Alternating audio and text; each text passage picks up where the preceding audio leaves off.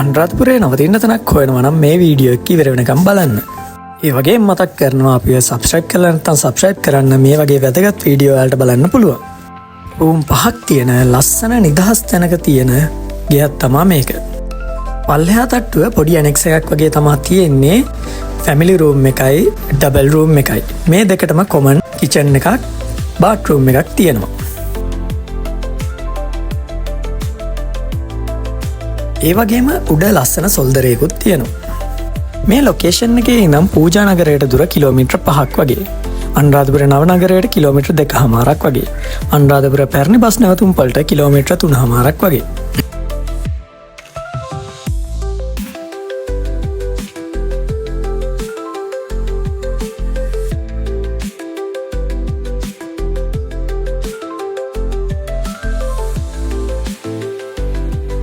ඒ වගේම මේකේ උඩ තට්ටුවේ තවත් ෆැමිලි රූම් එකක් ඩබල් රූම් දෙකක් තියෙනවා.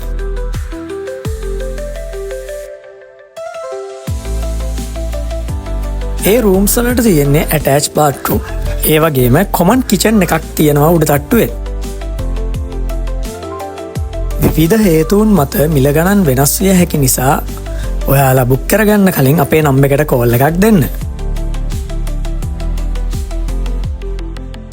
මේ වගේ ආය වීඩියෝ එකකින් හම්බෙමු. මතක් කරලා අපිව සබ්ස්ක්‍රයිබ් කරන්න.